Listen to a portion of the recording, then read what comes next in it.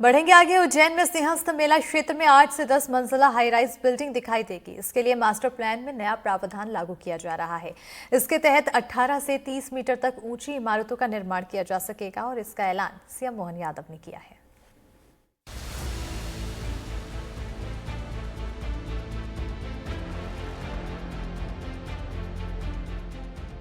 सभी महंत, महामंडलेश्वर, सभी अखाड़े, सभी संतों के लिए हम अपने उज्जैन में उनको परमानेंट अपना आश्रम बनाएं, इसकी योजना बना करके उनको मौका देना चाह रहे हैं। महाकाल की नगरी उज्जैन में भी हरिद्वार की तर्ज पर सिंहस्थ मेला क्षेत्र में स्थायी निर्माण किया जा सकेगा। इसके लिए मास्टर प्लान में नया प्रावधान लागू किया जा रहा है, जिसके तहत साधु संत चाहें तो 8 से 10 मंजिल तक धर्मशाला, मठ और मंदिर का निर्माण कर सकेंगे।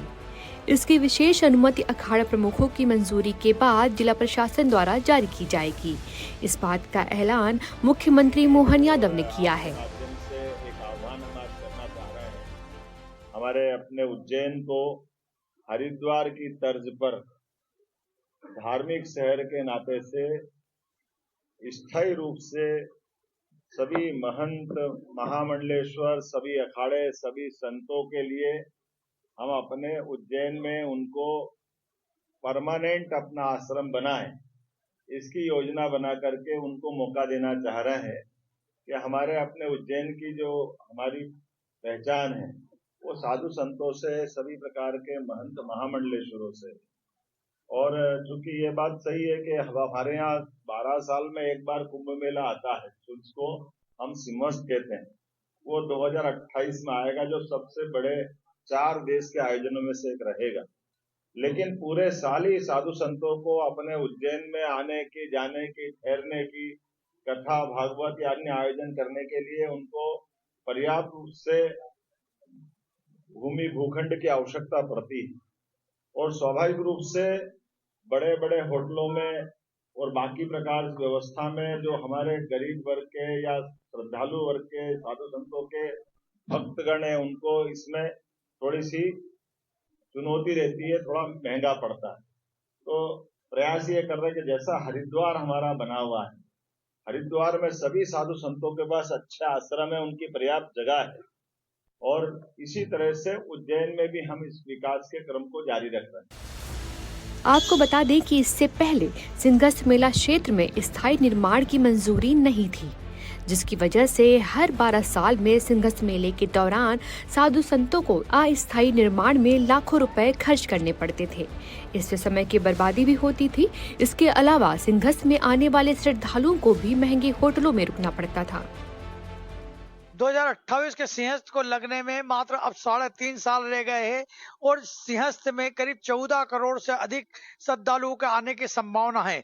इसी को देखते हुए सरकार ने सिंहस्थ के निर्माण को लेके प्लानिंग शुरू कर दी है, प्रशासन ने उसकी तैयारी शुरू कर दी है। सिंहस्थ में साधु संतों को निर्माण के लिए जो अनुमति दी है, उसी दौरान ये पता चला है कि जो यहाँ पर सिंहस्थ क्षेत्र है, जैसे कि आप ये शिप्रा नदी देख रहे हैं, यहाँ पे जो सिंगल रोड ब्रिज देख रहे हैं, इसको डबल किया जाएगा और जो डबल है उसको 4 लेन किया जाएगा। साथ में यहाँ पर जो सिंगल रोड है उसको डबल रोड किया जाएगा और डबल को 4 लेन किया जाएगा। वहीं कई जो मार्ग है उसको 1 वे भी बनाया जाएगा, जिससे कि श्रद्धालुओं को आने जाने में सुविधा न रहे और साथ में कोई आपात स्थिति न निर्मित हो सके। प्रशासन के मुताबिक इन्हीं बातों को ध्यान में रखते हुए हरिद्वार की तर्ज पर उज्जैन में भी सिंहस्थ 2028 की योजना में संशोधन किया गया। प्रकार से हम अपने सभी प्रकार के बाबा महाकाल के महालोक बनने के बाद जब हमारे पूरे साल में 5 करोड़ से ज्यादा धर्मालु यात्री उज्जैन आ रहे हैं और सभी प्रकार के आयोजन हर साल, हर 2 महीने, 4 महीने में हो रहे हैं, तो ये इन व्यवस्थाओं से मुझे लगता है कि सभी धार्मिक धर्मावलंबियों को बड़ा लाभ मिलेगा और इसी के पीछे हमारी ये मूल योजना बनी। सिंहस्थ 2028 में करीब 14 करोड़ श्रद्धालुओं के आने का अनुमान है, जिसके तहत सिंहस्थ के कार्यों की प्लानिंग भी की गई है।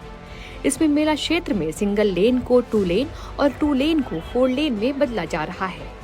इसके साथ ही मेला क्षेत्र में आने जाने के लिए अतिरिक्त 4 लेन ब्रिज का निर्माण शिप्रा नदी पर किया जा रहा है। इनका उपयोग 1 वे सिस्टम के तहत किया जा सकेगा। अभी आप देख रहे हैं कि जैसे कि पहले सिंहस्थ में यहाँ पर ये एक सिंहस्थ द्वार बना हुआ था और यही वो शिप्रा नदी है, यही वो सामने रामघाट है जहाँ पर स्नान होते हैं, जितने भी स्नान होते हैं शाही स्नान होते हैं। इसी के कारण इस सिंहस्थ क्षेत्र में यहाँ पे काफी उस समय उहापोह की स्थिति रहती है और काफी लोग आते हैं, लेकिन अस्थायी निर्माण के कारण साधु संतों को उसका नुकसान उठाना पड़ता है बार बार, हर बार सिंहस्थ में नुकसान उठाना। पर अब स्थायी निर्माण होंगे तो उनके अनुयायी भी आ सकेंगे, धार्मिक लोग भी आ सकेंगे, साधु संत भी हमेशा के लिए आ सकेंगे और यहाँ पे जो धर्म यज्ञ होते रहेंगे उसका भी लाभ मिलता रहेगा। तो आपने सुना कि किस तरीके से यहाँ पे कार्य होंगे। एनडीटीवी के लिए उज्जैन से ललित जैन।